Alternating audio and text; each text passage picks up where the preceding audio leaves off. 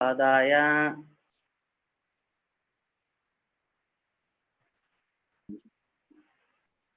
The devotees can repeat after me with the prayers.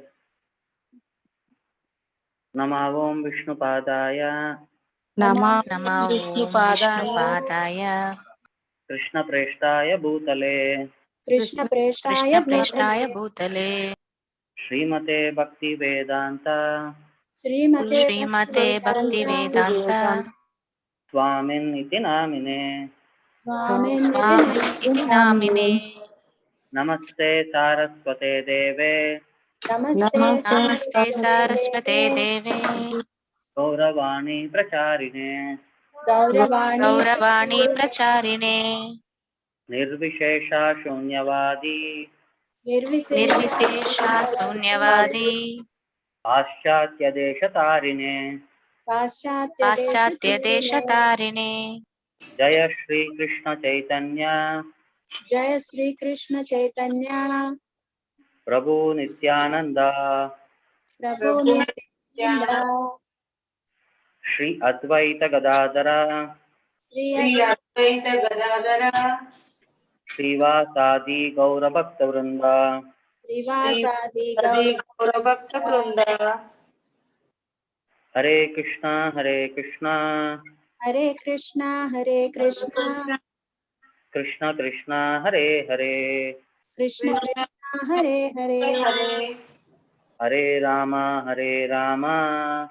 Hare Hare Rama, Hare Hare Rama, Rama Rama, Hare Hare. Rama, Rama Hare Hare. Hare.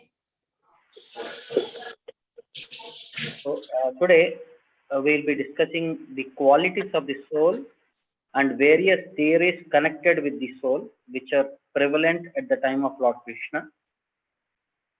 So, almost 10 verses are there here in this subject here. We shall recite the verses. Please repeat after me.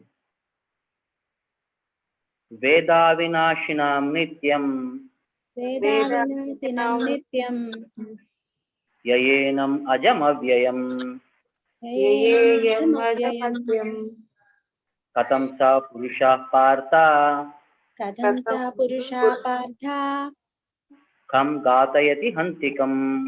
Kam Kathayanti Hantikam, Veda vinashinam nityam Vedavinashinam Nityam, yayenam ajam avyayam Yeyenam Ajamavyayam, katam sa purusha partha Katham sa Purusha Partha, kam gatayati hantikam.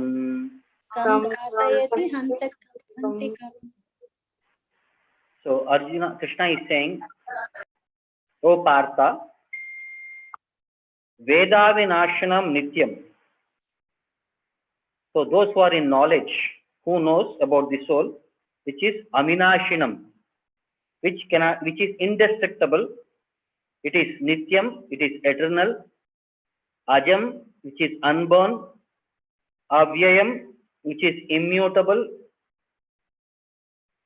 Katam sa purusha partha. O purusha, that person who knows about this katam, about the subject of soul, kam gatayati, hantikam, can kill anyone, gatayati, hantikam, or cause anyone to kill.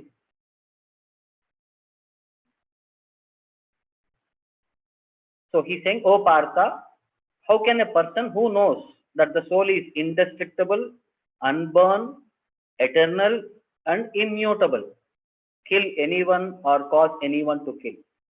So 4 qualities are mentioned here: avinashinam, ajam, avyayam, nityam.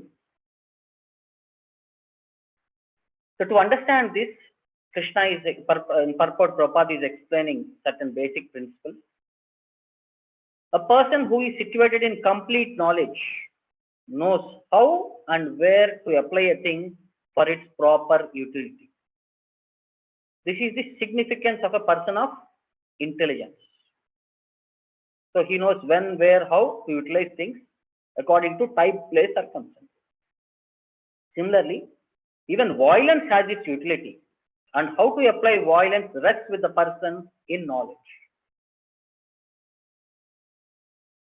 So to justify Arjuna's use of violence, first Arjuna should follow the instruction as given by the Lord. That is the primary point. Second thing, when Krishna orders fighting, it must be concluded that violence is for supreme justice.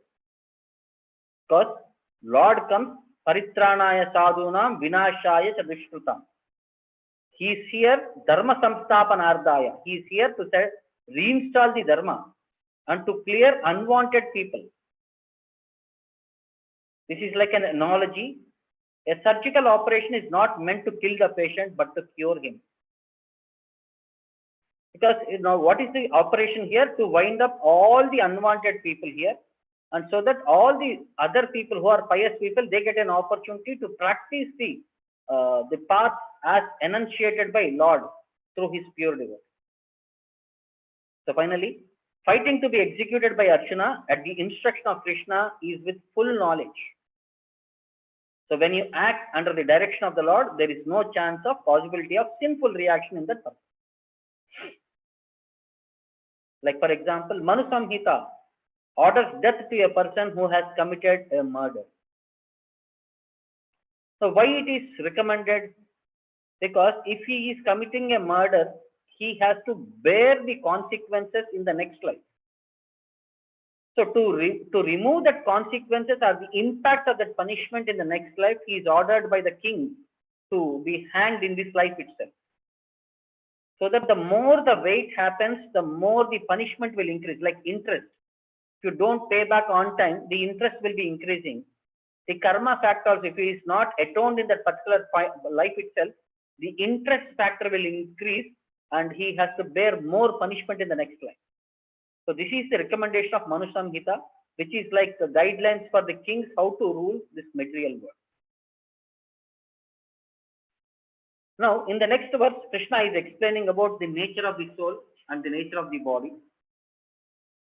With an analogy, he is clearly describing the differences between body and soul.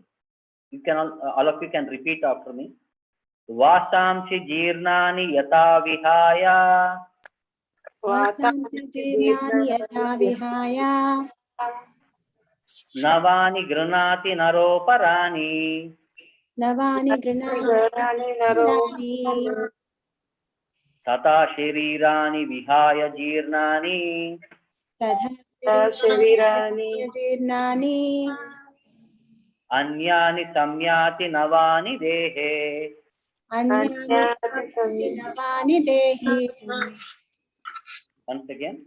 Vasamsi jirnani yata vihaya. Vasamsi jirnani yata vihaya. Navani granati naroparani. Navani granati naroparani. Tata sharirani vihaya jirnani. Tadha sharirani vihaya jirnani. Anyani samyati navani dehe. Anyani samyati navani dehi. So here analogy Krishna is explaining, like when there is when we have a dress and it is spoiled, we'll discard the dress and we'll accept a new one. Similarly, as a person puts on new garments, Vashamshi jirnani yata vihaya. Vashamshi means clothes. Jirnani means when they are worn and torn out. Yata vihaya, as it is. Navani granati. Navani means new one. Granati, we accept. Nara aparani. Nara means man. Whenever his old garments are torn and unable to be used, he throws them, discards them, and he accepts a new garment. Similarly, tata sharirani vihaya jirnani. So when the sharira becomes old and unbearable and not suitable for that soul, anyani samyati navani dehe. So the living entity, the soul, will accept navani dehe, new body, so that he will be able to execute his desires, what he wanted to intend to do. So as a person puts on new garments, giving up the old ones, similarly, tata, the soul accepts the new material bodies. Navani dehi samyati.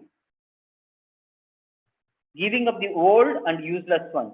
Sharirani vihaya jirnani. So to understand in this, Prabhupada explains the change of body by the atomic individual soul is an accepted fact across all degrees of or all various aspects of research. Either you take Vedic version or in the modern version. So how modern scientists even accept heart as the source of all energy. That's why when there is a heart attack, when there is a heart stoppage, people say the person has passed away. So in that way, they are saying the whole entire energy is concentrated in the heart, and then we can say the soul is present in the heart region. So similarly, transference of atomic soul to another body is made possible by the grace of the super soul, according to his desires and past deeds. Karmana daiva netrena janturteho upapadyate. This is the shloka which is quoted from Bhagavatam. The atomic spirit soul, at the last moment of his life, whatever he thinks, he will attain in the next life. Now, what kind of body he is sure. Now, how the facilities and how further activities will be, according to his karma, he will be placed in respective position. And this is explained with one analogy, with a verse quoted from Kata Upanishad and Shvetashwara Upanishad, which gives a simple subject like Jiva is a soul who is struggling very hard on the tree of this material body.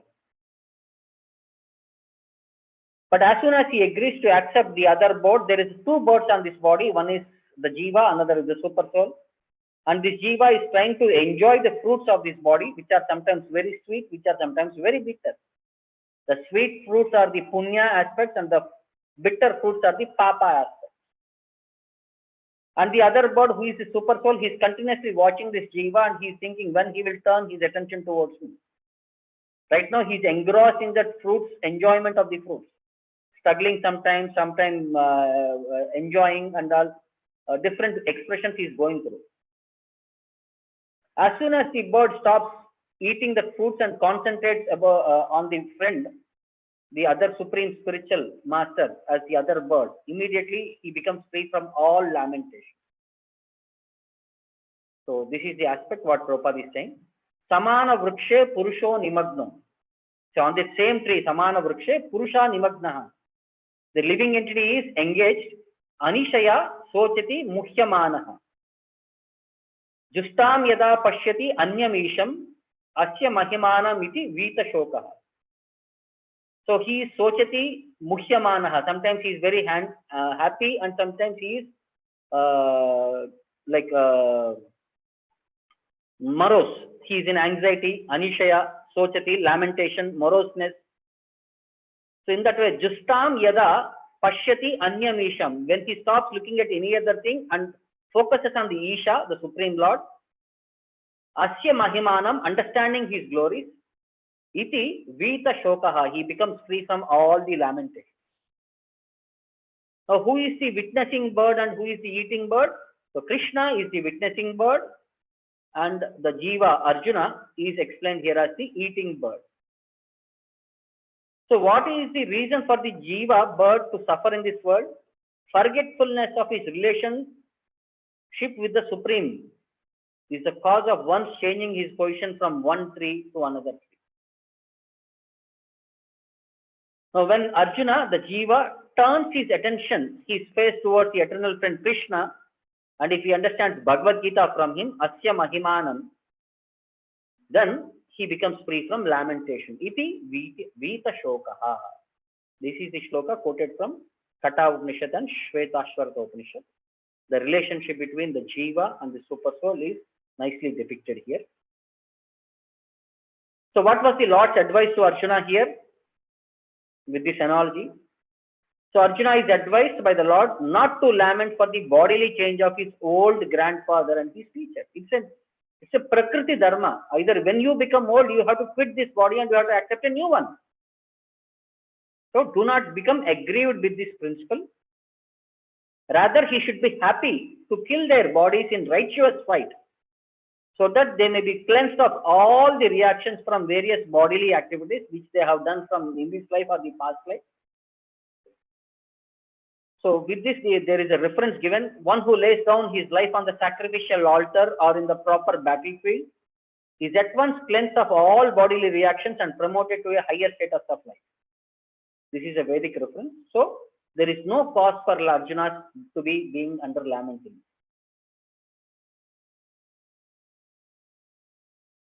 Next, from here in 3 verses, Krishna explains the qualities of the soul specifically. These are the characteristics or symptoms of the soul.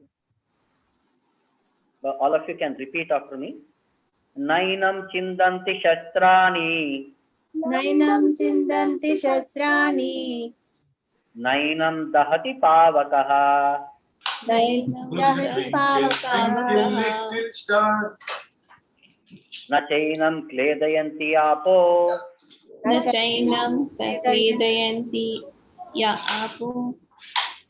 Na shoshayati marutaha.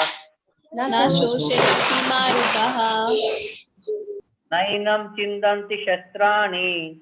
Nainam chindanti shastrani. Nainam dahati pavakaha. Nainam dahati pavakaha. Na chainam kledayanti apo. Na chainam kledayanti apu. Na shoshayati marutaha. Na shoshayati marutaha. Nayenam chindanti shastrani. By weapons, the soul cannot be cut. Chindanti means to cut. Nayenam dahati pavakaha. Nor it can be burnt by fire. Dahati means to burn. Pavakaha means fire. Nachayenam kledayanti apo. Nor it can be moistened. Kledayanti means to moisten. When you soak in water, it becomes moistened. But water cannot moisten the soul. Na shoshayati marutaha. Marutaha means air. Air cannot be withered by the air, or it cannot be blown away by the air. The soul can never be cut into pieces by any weapon. Nainam chindanti shastrani.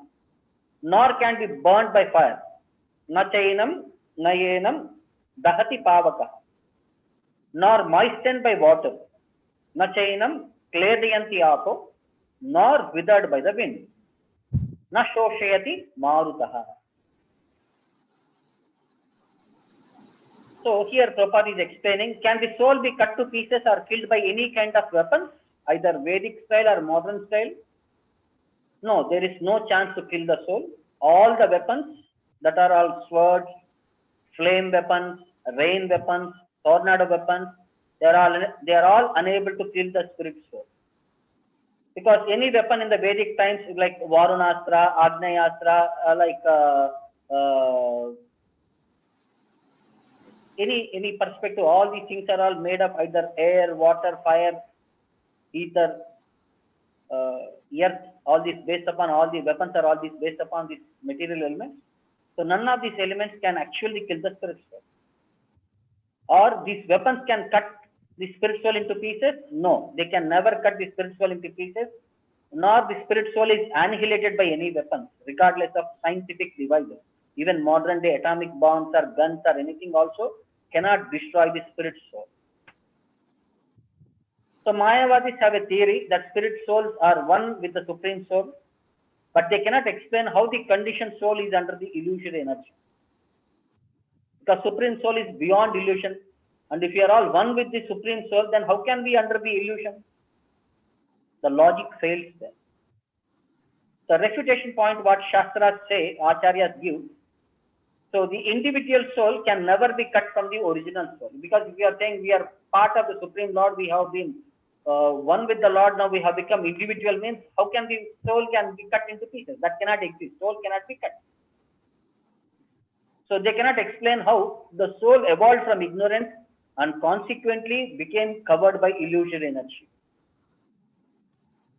So for this clarity, they further justify, because they are atomic individual souls eternally, they are prone to be covered by Maya, and thus they become separated from association of the Supreme Lord. This is how we are all bound in this world. Because we give attention to material energy, it takes over our condition and consciousness, and it covers us with her potency of illusory Maya. So we become disconnected from the Lord and we become attached to matter.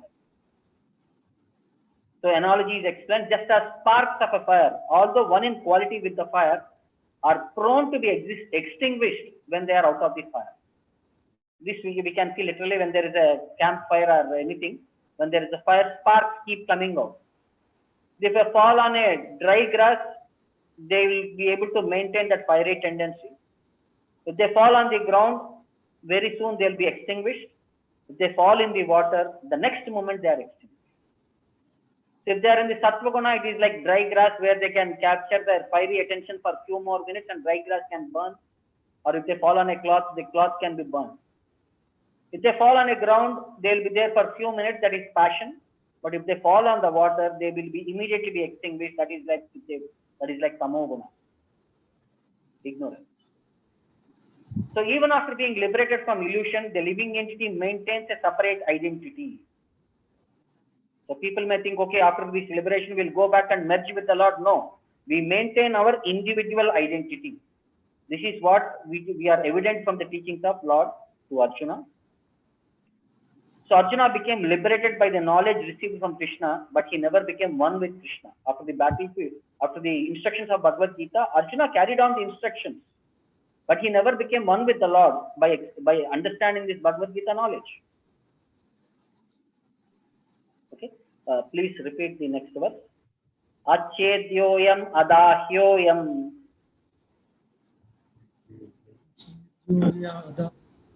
Adahyoyam. Akledyo ashoshayevacha. Vedyo asosyevacha.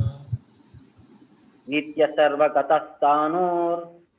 Nitya sarvagatasthano. Achaloyam sanatanaha. Loyam sanatanaha. Achedyoyam adahyoyam. Achedyoyam adahyoyam. Akledyo shoshayevacha. Vedyo asosyevacha. Nitya sarvagatasthano. Nitya sarvagatasthano. Achaloyam sanatanaha. Loyam sanatanaha. So here some more qualities, some are repetitions are there. Achedyaha means unbreakable. Adahya means, dahya means to burn. Adahya means cannot be burned. Akledyaha means kledayantaha, which means insoluble. Asosheha means cannot be dried. He is nityaha, everlasting. Sarvagataha, he is all pervading. Stanuhu, he is unchangeable. Achalaha, he is unmovable. Sanatanaha, he is eternally the same. So the individual soul is unbreakable. Achedyaha ayam. And insoluble. Akledyaha ayam. And can neither be burnt. Asosyaha eva cha.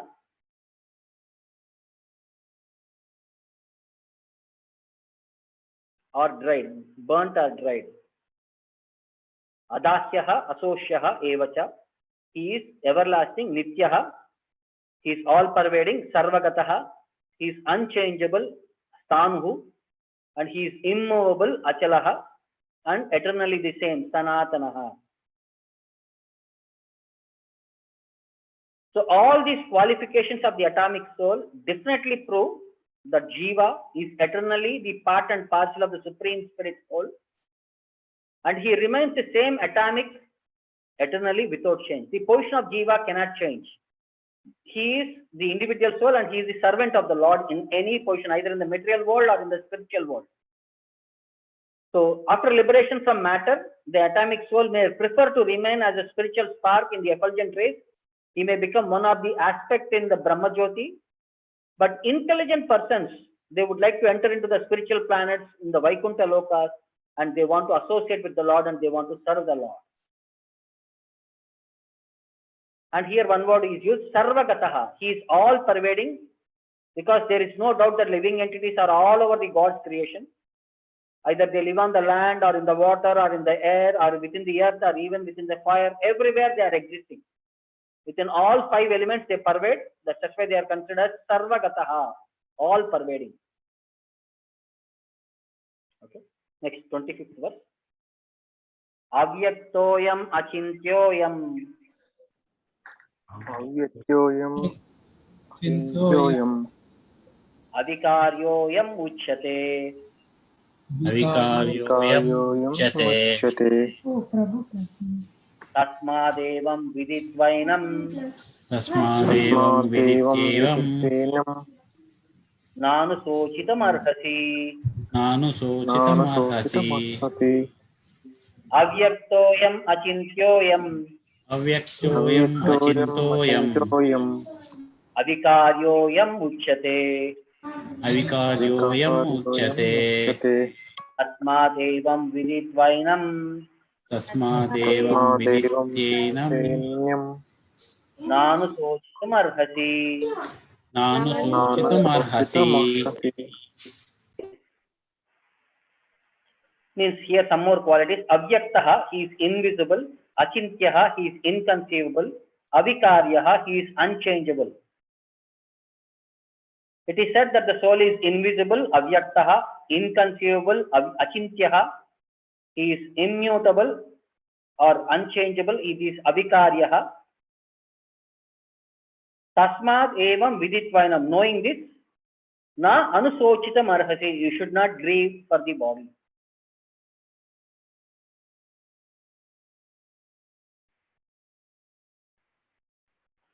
So invisible. This aspect has been earlier been described. The magnitude of the soul is so small that it is 1 by 10,000 of a tip of a hair. That material calculation, by our material calculation, it cannot be seen even by the most powerful microscope. That's why he is called as invisible. Next, he is considered as inconceivable because no one can establish his existence experimentally beyond the proof of Vedic wisdom. By our material education, we cannot establish the position of the soul. Only from Shastra, we have to take his reference. That's why he is inconceivable. He is beyond our intelligence and understanding. He is unchangeable because even though bodily changes might happen, that Shadvikara might happen, the soul is the same thing. So the infinitesimal soul being unchangeable can never become equal to the infinite soul or the Supreme Lord. We are Anu, the Lord is Vibhu. So we can never be equal with the Lord. So here one point is, this concept is repeated in the Vedas in different ways, just to confirm the stability of the conception of the soul. In various ways, Vedas are trying to communicate the position of the soul and our knowledge based upon the Vedic instructions, so that we become fixed up in our understanding about the details of the soul. So till now, what are the characteristics of the soul in consolidation, whatever we have learned? In 2.12, we are hearing that soul is eternally and individual. In 21, we say he is Ajaha, unborn. In 18, soul is indestructible and eternal. He is immeasurable. He is steady. He is immutable. He cannot be cut, burnt, dried, or wet. He is immovable, unchangeable, everlasting, and eternally the same. He is situated in the region of heart, Sruddeshe. He is Sarvagataha. He is everywhere across this universe.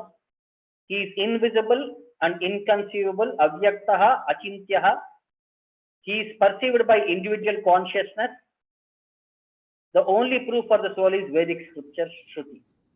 So these are the characteristics of the soul as we understand across this Sankhya Yoga analysis as given by Lord Krishna from Bhagavad Gita. So now I have one small question for all of you. Are you all ready for the question? Yes, Prabhu. Yes, Prabhu. Okay. I'll explain to you a small story. After that story, I'll ask you the question. Now we have to clarify with me. All of you heard about this Vikram Betal stories? Yes, Prabhu. Yes, Prabhu. Vikram will be asking Betal to explain a story, and Betal will be explaining the story with a question mark.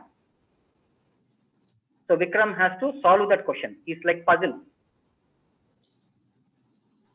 So there was a great king of Banaras by name Chaturshena. So he was very nice person. So under him, people were enjoying peace and happiness. He had a queen by name Hemavati. So, but after 10 years of marriage also, they were childless. So one day, a sadhu came from Himalayas to the king. Hearing the king's situation, he advised the king and queen to pray at small Kali temple outside of Kashi for 41 days, one mandala. So on the 42nd day, the queen became pregnant and the king was beyond expression of joy. He declared Kali Mata to be royal deity and patronized the temple. And all the people of the Banaras, they enjoyed this wonderful news. After 9 months, there was a baby boy. And king believed that the son was because of the blessings of the goddess, and he named him as Prasad. So as he grew up, he became a very charming young man. So he had a best friend from his childhood by name Advaita, who was son of the palace washerman. So Prasad would used to visit Advaita's house often. So they used to play near the Dhobi Ghats and many other things and all. They used to, the Dhobi Ghat was the favorite place of both Advaita and Prasad. So one evening when Prasad was near the Ghat, he noticed one extraordinarily beautiful young lady washing clothes in the river. Her name was Sunanda. So at first sight itself, Prasad became captivated by her grace and beauty. So he wanted to marry Sunanda and spend rest of life with her. So he spoke to Advait about his mind and asked him to introduce himself to Sunanda.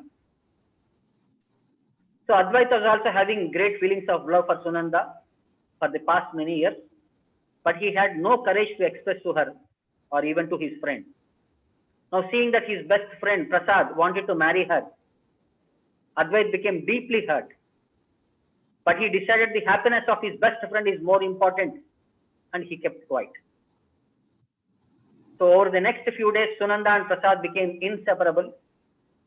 But Prince Prasad was very much worried about his parents because they will not approve such a relationship of marrying a washerman's woman, a washerman's daughter. So he spoke. He was afraid to talk to his father. So with the tension, he was unbearable. He became lack of interest in eating. He became very thin, emaciated.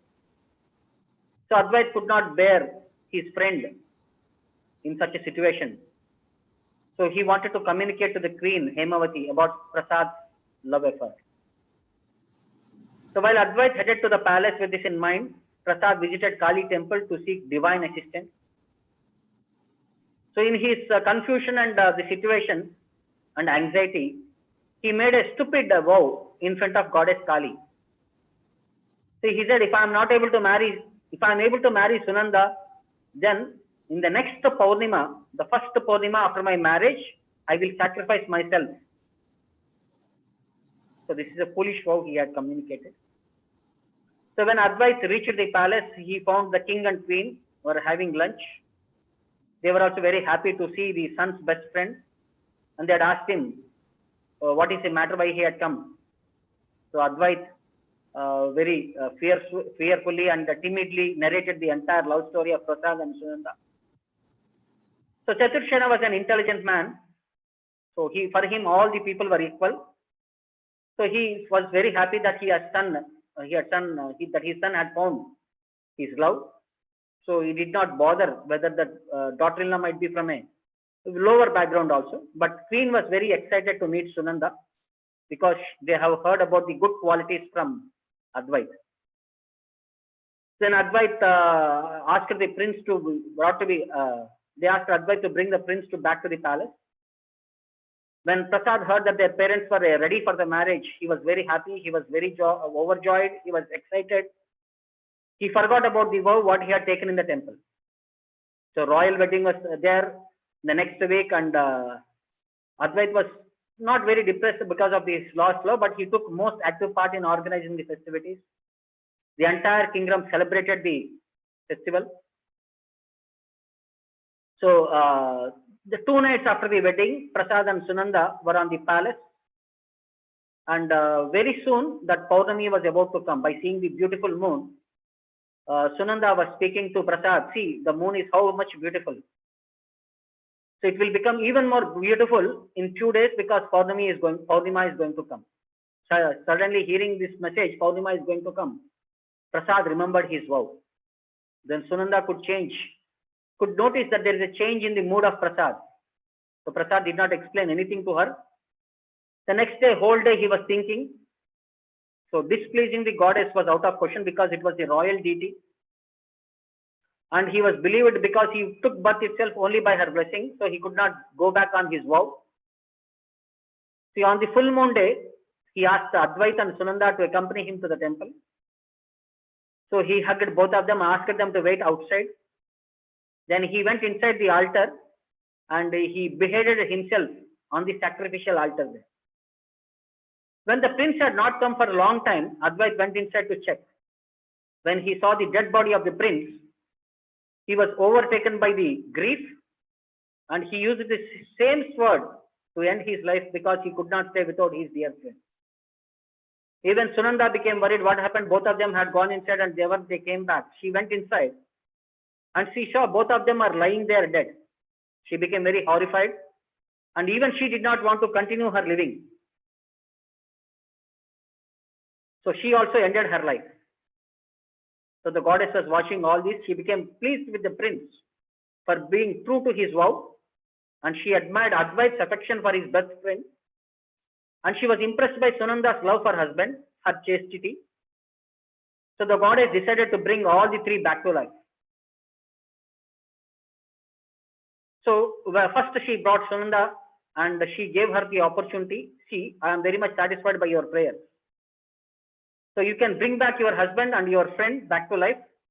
So in sheer excitement, she changed the heads of Prasad and Advaita's body. So Prasad's head was on Advaita's body and Advaita's head was on Prasad's body. Now Betal is asking Vikramaditya, now whose wife should Sunanda be? So with this question, all of you can answer.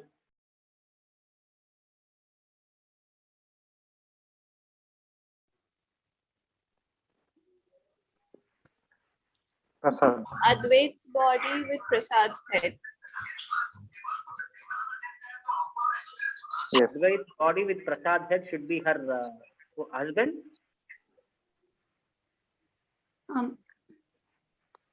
Yes, Prabhu. Yes, Prabhu. Hare Krishna Prabhu. Yes, Mataji. But I feel that with Prasad with Advait head because his soul is only seeing Sunanda. So I feel Prasad body with Advait head might be a good option. I don't know, but I'm feeling in that way.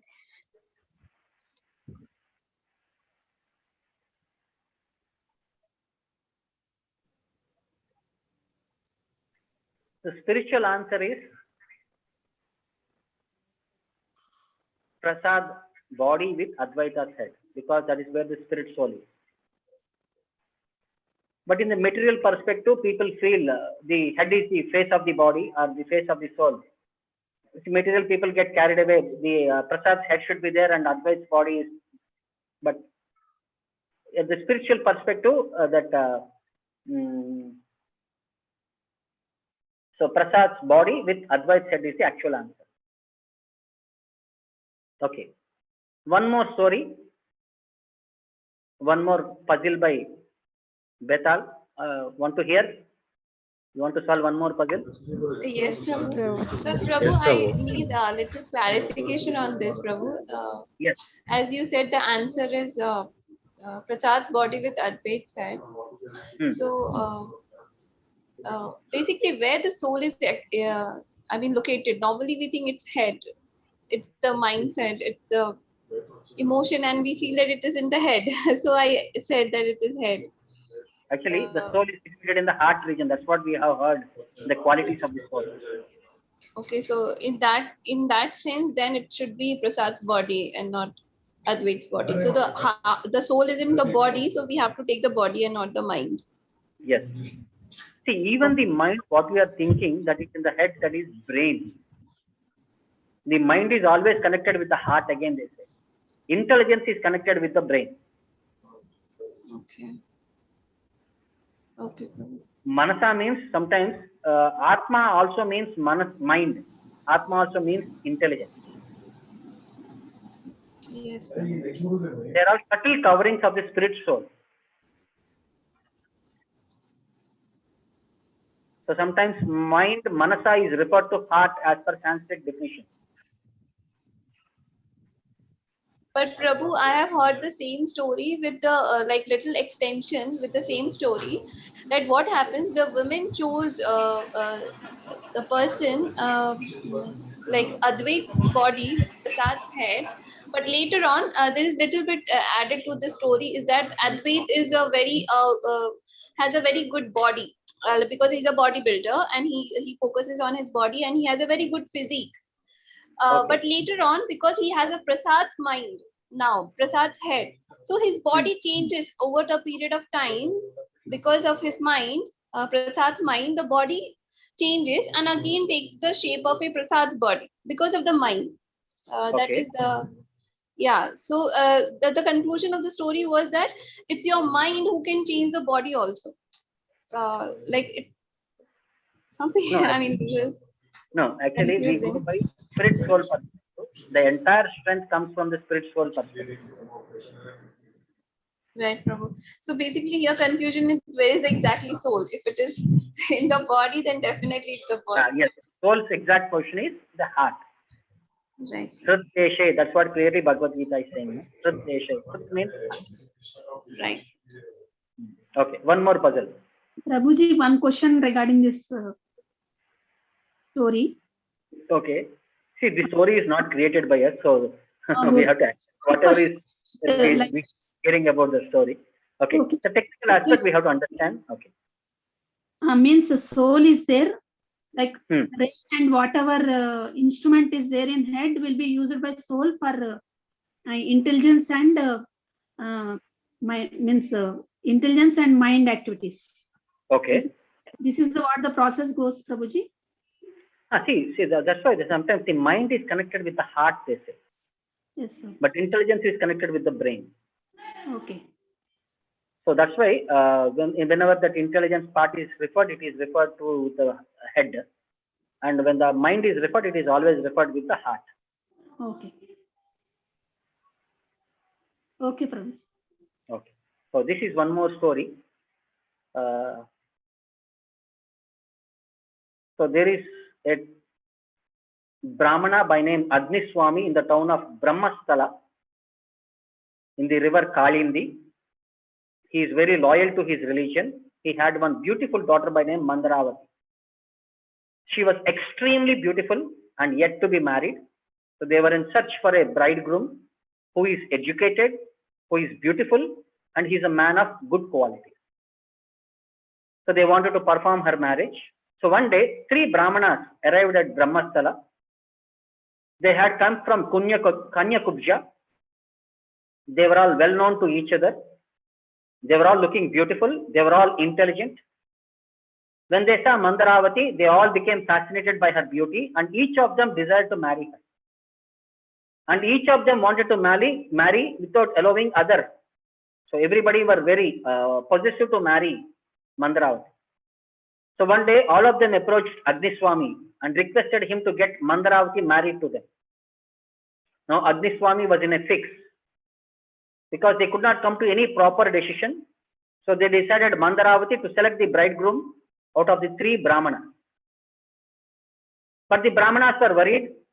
So every day they used to see the beautiful face of Mandaravati. So on one sacred day, Agni Swamy summoned the 3 Brahmanas to his house.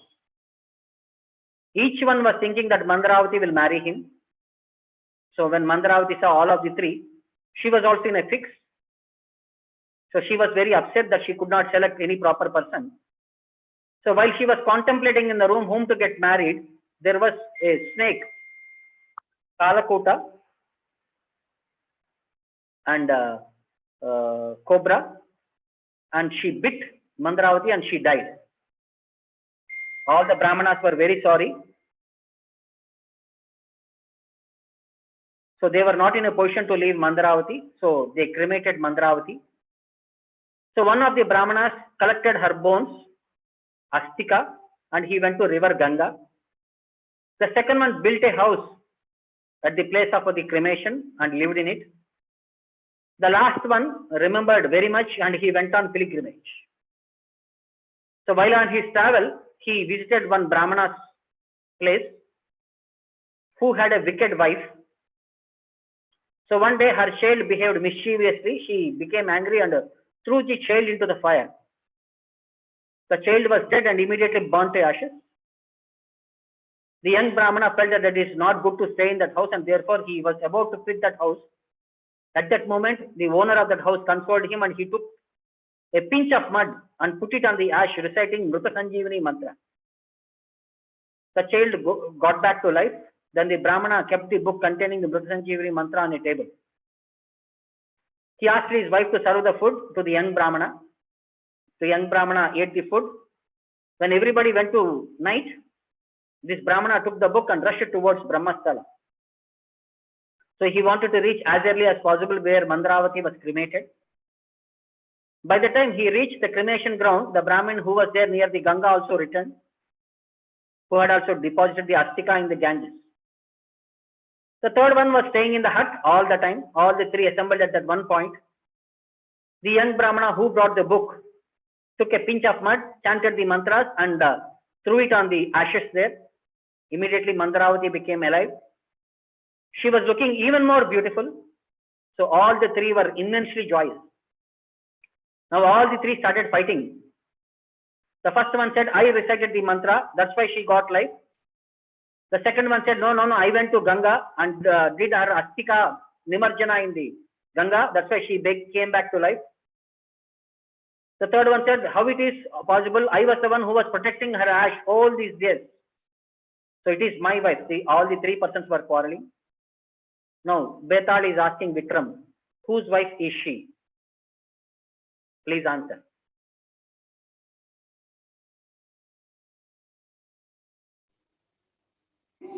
The person who stayed in the hut, Prabhu. Okay. What is any specific reason? Because here the person who brought the mantra and gave the life is like father, like relation. Yes. And who has done in, who has taken the astikas and Nimarjana, one who has done Nimarjana. Yeah, son. He is like a son. Yes. It is this third Brahmana who was staying at the hut. He is qualified to marry her because it is like a husband.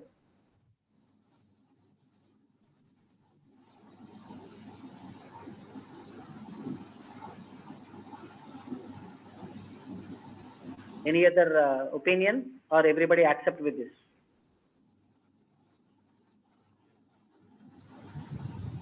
I think this answer is the right answer, Prabhu. I feel. Correct. That is the right answer. But everybody has different feelings, right, Prabhu? Everybody feels that she wants to be her to his wife. To be his wife, but the activity what they have done, see, father gives birth to the child and son does Astika Nimarjana for the parents. So whatever they have done in that perspective, so they have become father and son. So this was the only person who was staying with that lady all the time. So he became like the husband. This is the same answer what Vikram has given to Betal, and Betal was very satisfied with this answer.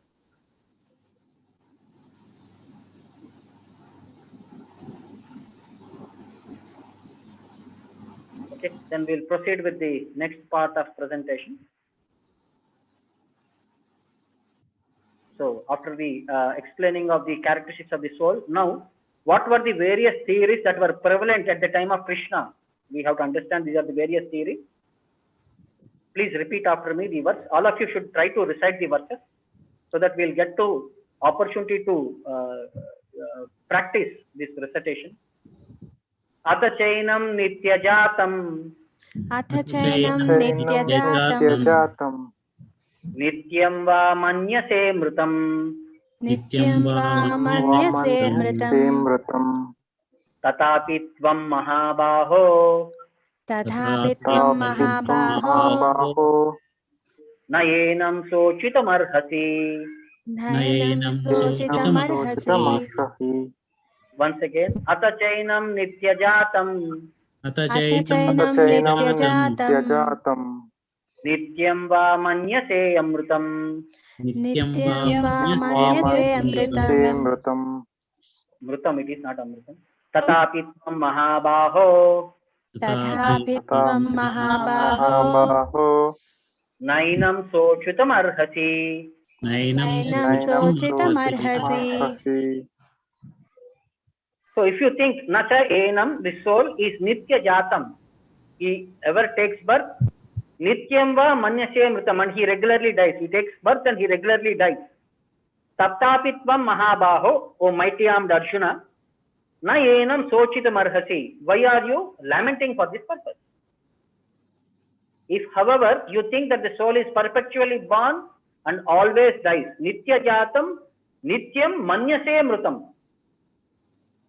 So, Na Enam Sochitam Arhasi. You still have no reason to lament, O Mahabaho. This is what Krishna is saying to Arjuna. So this philosophy is almost like Buddhist philosophy, who do not believe in the separate existence of the soul beyond the body. So they are known as Lokayatikas and Vaibhashikas. So they maintain that life symptoms take place at a certain mature condition of material combination. They say there is no soul at all. Everything is combination of matter, material, chemical. So according to Lokayatikas, there are only 4 elements: earth, water, fire, and air. And according to Vaibhashika philosophy, soul vanishes along with the deterioration of the body. For them, body is a combination of physical elements, and at a certain stage, life symptoms develop by interaction of physical and chemical elements. This is their philosophy. So Krishna is saying, even if Arjuna did not believe in the existence of the soul, as in the Vaibhashika philosophy, there would be no cause for lamentation. Why? First reason, he is saying, no one laments for a loss of certain bulk quantity of chemicals and stops discharging his duty. They say they are only just chemicals. Why to lose for the chemicals? Chemicals, everybody is like that only. Everybody have to be vanquished. Then, according to Vaibhashika philosophy, the so-called soul or Atma vanishes along with the deterioration of the body. So whether Arjuna accepted Vedic conclusion that there is an atomic soul, or he is following Vaibhashika philosophy that there is no existence of the soul, he had no reason to lament. So this is one category of people. If there were no rebirth for the soul, Arjuna had no reason to be afraid of being affected by sinful reactions. Because if there is no rebirth, because soul has been finished with the existence of the body, so there is no reactions for killing his grandfather and teacher. That's why Krishna is sarcastically addressing Arjuna as Mahabaho, because he did not expect that Arjuna will accept the theory of Vaibhashika, which leaves the Vedic wisdom. So this is one famous verse. Again, all of us, let us repeat. Jatasya hi dhruvor mrutyuh. Jatasya hi dhruvo mrityuh. Dhruvam janma mrutasya cha. Dhruvam janma mritasya cha. Tasmat apariharyarte. Tasmat apariharyarthe. Natvam sochitam arhasi. Natvam sochitam arhasi. Jatasya hi dhruvo mrutyur. Jatasya hi dhruvo mrityur. Dhruvam janma mrutasya cha. Dhruvam janma mritasya cha. Tasmat apariharyarde. Tasmat apariharyarthe. Natvam sochitam arhati. Natvam sochitam arhasi. See in the last verse, Nainam sochitam arhasi. Again, Krishna is saying, Natvam sochitam arhasi. The continuation is going on. Do not lament. So, Jatasya hi dhruvor mrutyur. For those who have taken birth, mrutyu is definitive. Dhruvam janma mrutasya ja. For those who have taken birth, death is compulsory. For those, for one who has taken his birth, death is certain. and for one who is dead, birth is certain. Tasmat apariharyarte. Therefore, in the unavoidable discharge of your duty, natvam sochitam arhasi. You should not lament. So here, the cycle of birth and death does not support unnecessary murder, slaughter, and war. Because there is no sinful reaction, so there is no point. So we can unlimitedly kill people or slaughter animals and we can murder or anything. No, it is not supporting here. But at the same time, violence and war are inevitable factors for keeping law and order in the society. So because the battle of Kurukshetra was the will of the Supreme, it is an inevitable event. And to fight for the right cause is the duty of a Kshatriya. So then people may ask, then why should Arjuna be afraid or aggrieved at the death of his relative since he was discharging his proper duty? Now here Krishna is saying, by avoiding the discharge of his proper duty, he would not be able to stop the death of his relatives. One thing is, you cannot stop their death. Even if you don't fight, okay, they will die. One day, today or tomorrow, they will die. But if you refrain from your activity, you will become degraded by selecting wrong path of action. You will become defamed, you will become degraded, you will become fallen from your position of a Kshatriya.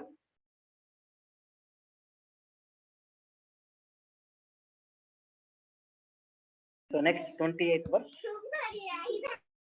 Please repeat. Avyaktadini bhutani Avyastani bhutani madhya vyaktani bharata Madhyani Bharata avyakta nidananyeva Avyastanidananyeva tatra ka paridevana.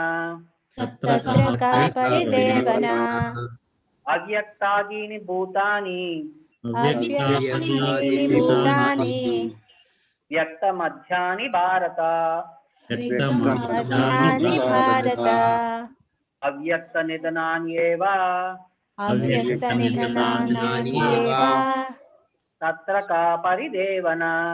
Tatra ka paridevana. So bhutani avyakta adini. Avyakta adini means in the beginning. Adini means to begin. Avyakta means they are unmanifest. Madhya vyaktani bharata. Vyakta means to manifest. Madhyani means in between.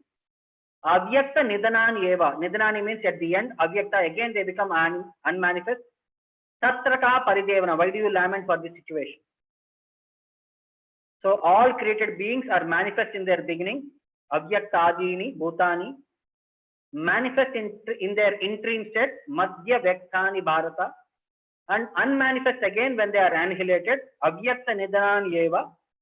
So what need is there for lamentation? Tatra ka paridevana. So these are the three categories of people who speak this philosophy. They are called as drishti srishti vada.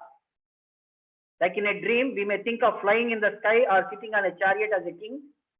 But when we wake up, we see that we are neither in the sky nor seated on the chariot. This is Drishti Srishti Vada. Then there are people who speak this Asatkarya Vada, not believing in the existence of the soul, maintain that God is the operative cause of the world and Prakriti is the material cause. Then there are people called Parinama Satkarya Vada.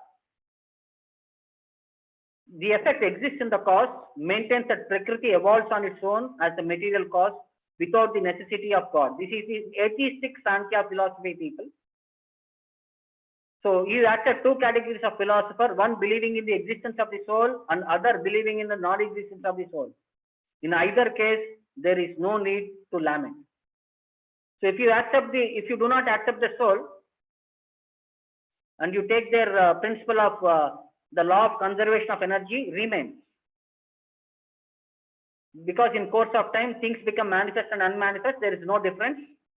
So the state is sometimes the elements are manifested, sometimes the elements are not manifested. If you do not accept the soul. But if you accept the soul, then the body is just like a dress, and why lament for changing of a dress? Like in a dream, flying in the sky or sitting on the chariot as a king, but when we wake up, everything is gone. So Vedic wisdom encourages self-realization on the basis of non-existence of material body.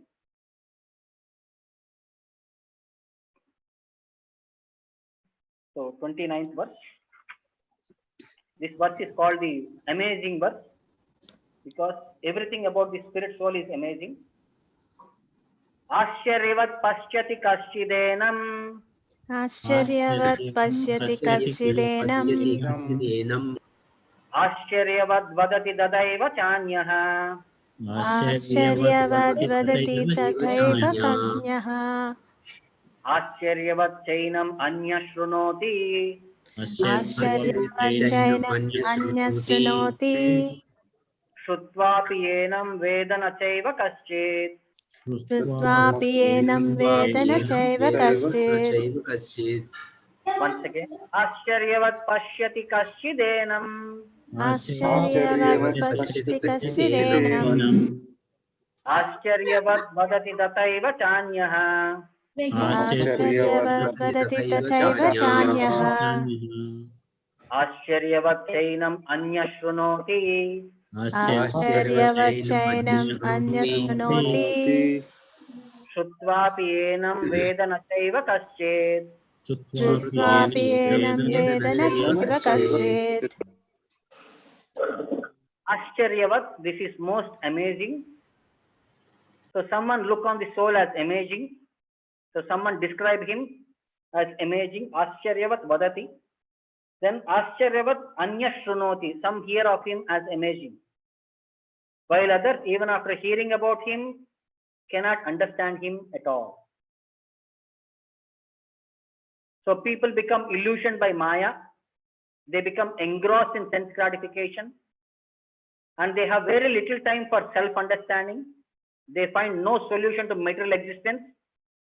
And they are defeated in the struggle for existence. This is how people are lost in this material world. So men with poor fund of knowledge and men who are not austere cannot understand the wonders of the soul. So there is a qualification required to understand about the soul. People should be austere and people with knowledge. Even though it is explained by the greatest authority of knowledge, Lord Krishna, who imparted lessons even to Brahma, the first living entity. Owing to a gross material conception of things, most men in this age cannot imagine how such a small particle can become both so great and so small in the universe.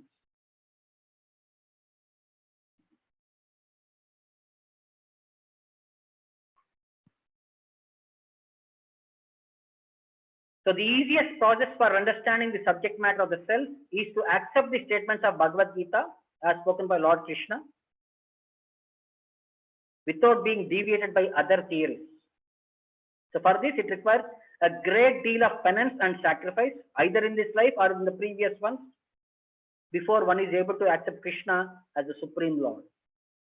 And Krishna can only be known by the causeless mercy of the pure devotee and by no other way. Okay, today's last verse. This is the last aspect what Krishna is explaining, consolidation of the philosophy of Sankhya Yoga. This is like analyzing matter and spirit. Please repeat. Dehi nityam avadyoyam. Dehi nityam avadyoyam. Dehe sarvasya bharata. Dehe sarvasya bharata. Asmat sarvani bhutani. Tasmat sarvani bhutani. Natvam sochitam arhasi. Natvam sochitum arhasi. Dehi nityam avadyoyam. Dehi nityam avadyoyam. Dehe sarvasya bharata. Dehe sarvasya bharata. Asmat sarvani bhutani. Tasmat sarvani bhutani. Natvam sochitam arhasi. Natvam sochitum arhasi. So finally Krishna is saying, O Bharata, O descendant of Bharata, Dehi nityam avadyoyam, one who stays, dwells in this body is Dehe sarvasya Bharata. He is spread over across his body is Sarvani bhutani natvam sochitam arhasi. So he is eternal and can never be slain. The spirit soul who is existing in this body is eternal. Avadyaha, you cannot slay him. So therefore you need not grieve for any creature. Sarvani bhutani natvam sochitam arhasi. You do not lament for any living entity.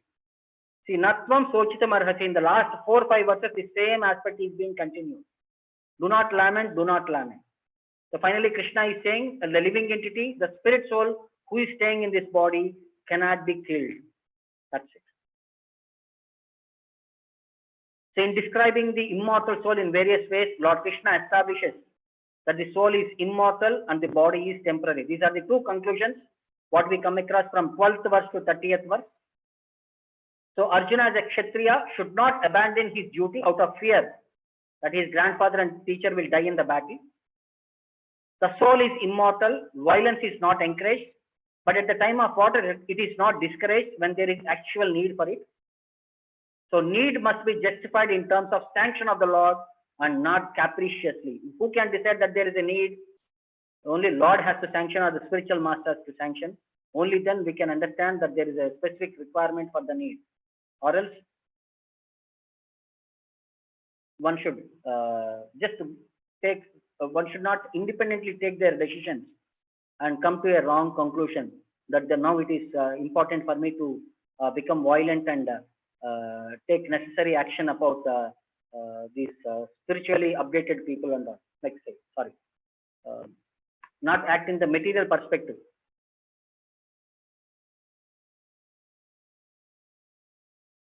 So the importance of the spiritual master who is a pure devotee, I just wanted to communicate.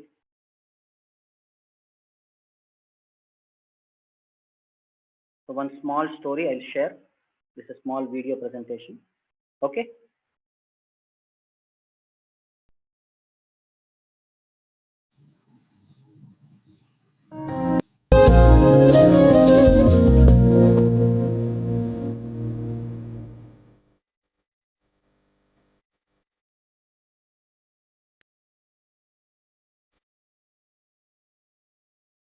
So in our parampara, there was one great Acharya by name Vyasatirtha. From his childhood, he was an ardent personality. So he took training under Sripadaraja Tirtha. When you see Andhra to Karnataka border, there is a place called Mulabagal. There is a temple there of Lord Narasimha, which is Sripadaraja's Asthana there.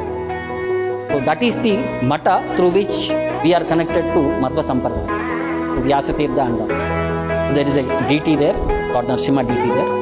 So as a small near the temple, so he used to sit in that cave and he used to meditate upon the Lord and meditate upon that word. He used to contemplate what are the additional meanings. So that day, out of contemplation, he forgot the time. So generally, Sri Padaraja has a habit, every day in the evening aarti will be performed. He himself used to sing the glories of the Lord. He used to tie gajjalu to his feet and he used to hold musical instruments and he used to sing, glorify and do achara to aarti to the Lord. By his own glorification, people used to become mesmerized. He used to enchant everyone by the songs. Everybody becomes fascinated. The whole village used to come and attend that aarti ceremony. So one day, Vyasatirtha was so engrossed in his teaching that he forgot that it was evening time and it was almost, he was in the darkness, he was sitting inside the cave and he was meditating and contemplating on the meanings.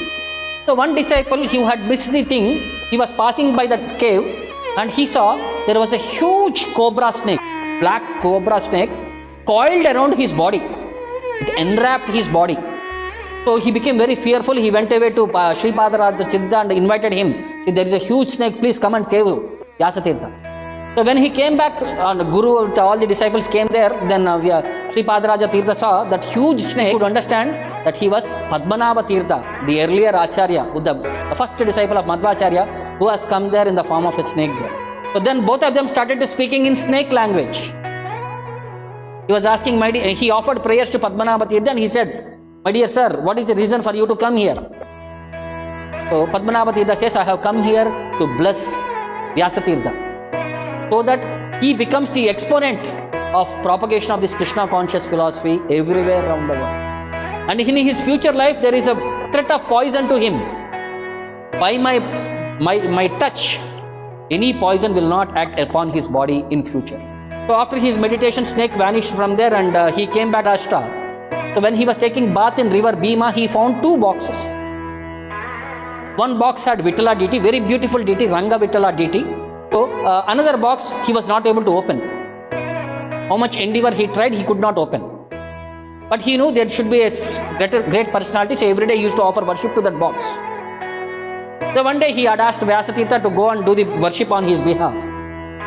So when Vyasatirtha went there, so he started doing all the worship. He started taking out all the deities and placing them on the asana. Then he wanted to do. So when he opened the second box naturally opened. In that there is one beautiful deity of Krishna Satyabhama. Such a beautiful, mesmerizing deity. By seeing that deity, Vyasatirtha went into ecstasy. There were Shaligrama Silas. He took 2 Shaligrama Silas, making them as Kartala. He started singing songs. With the 2 Shaligrama Silas, he was singing so ecstatically that in his ecstasy he forgot the external world. Lord Krishna took a human form and he started dancing according to the tune of playing of the Kartalas in the Shaligrama hands. He became so absorbed in the dancing that Krishna was mesmerized, and he was dancing, and that sound, beautiful sound of Krishna's ankle bells was heard by Acharya. So then he was thinking, where is this beautiful sound coming from? So then when he went into the room, he saw Krishna dancing, and as soon as he saw the Acharya, he became the deity form immediately. And Vyasatirtha's meditation broke, and he saw the Saligrama Sila in that was broken into 2 pieces. Then immediately he came to his senses and he begged forgiveness from his Acharya that he had spoiled the Saligrama Sila, and he begged forgiveness that he is out of impudence and out of childish behavior, that he was singing the glories of the Lord. But Acharya became very happy, hugged him and blessed him, that today you have satisfied the Lord. So that deities were later worshipped even today. There is a social element. If you go, you will be able to witness that beautiful deities of Krishna, Rukmini, Satyabhama, and that Ranga Vittala deity that was personally worshipped by Vyasatirtha.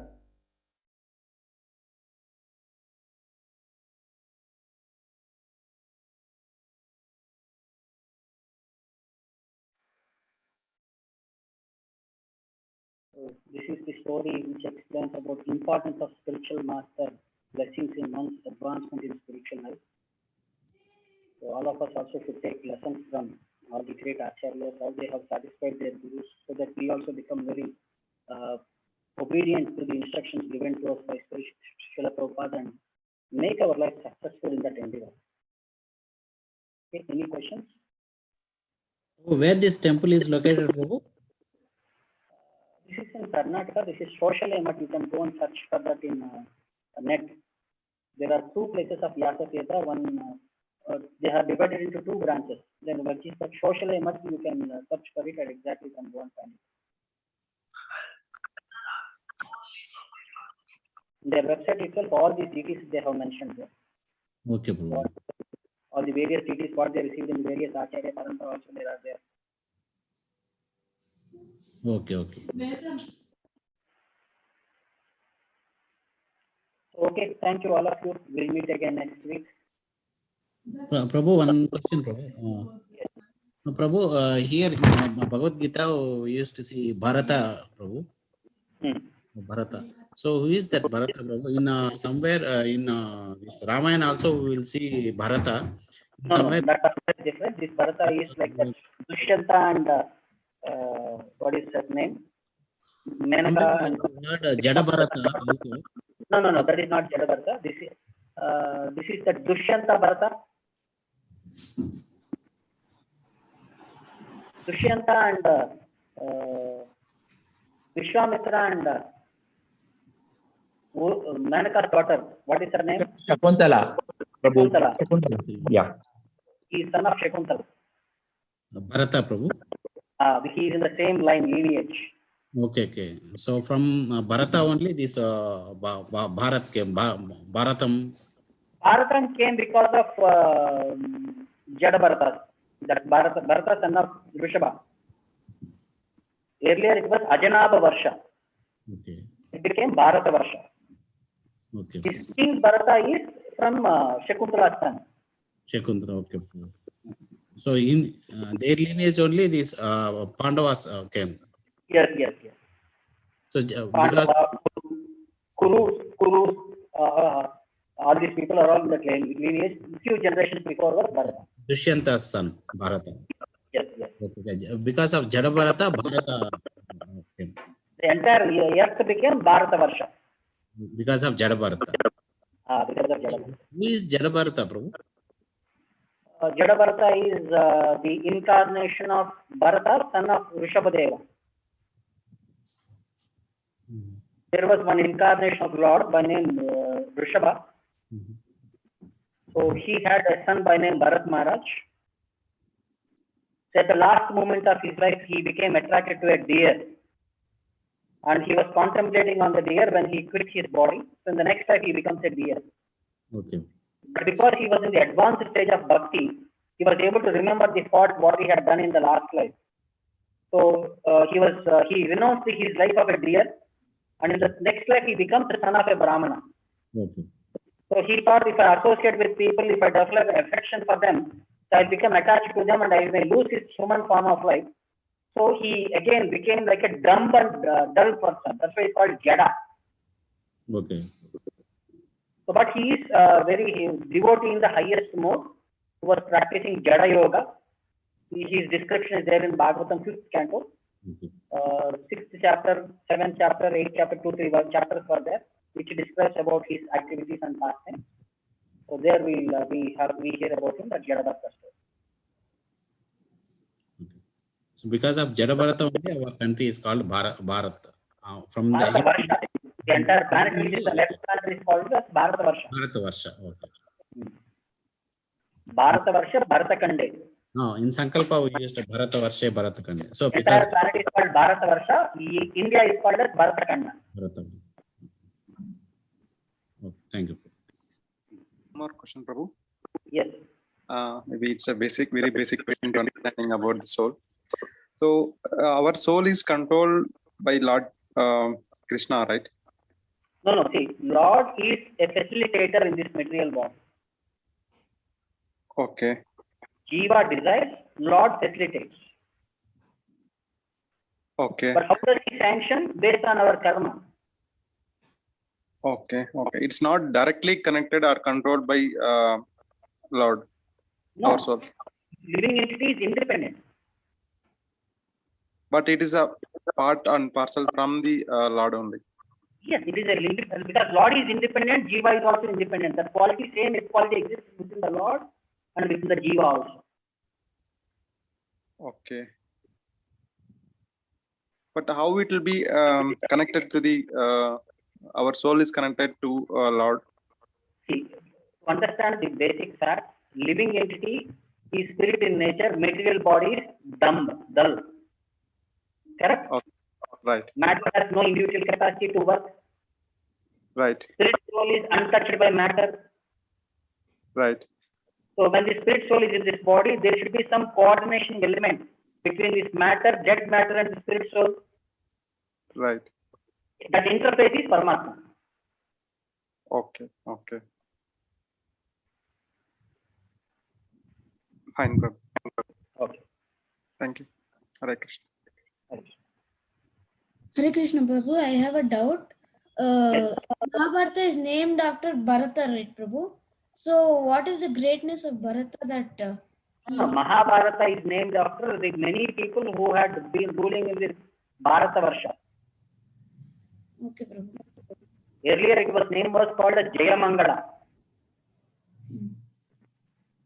Okay, Prabhu. Then it became very elaborate subject, then it became known as Mahabharata. Okay, Prabhu. Hare Krishna. Okay, thank you all of you. We'll meet next time. Thank you, Prabhu. Hare Krishna. Thank you. Hare Krishna. Hare Krishna, Prabhu. Thank you, Prabhu. Hare Krishna. Thank you, Prabhu. Hare Krishna.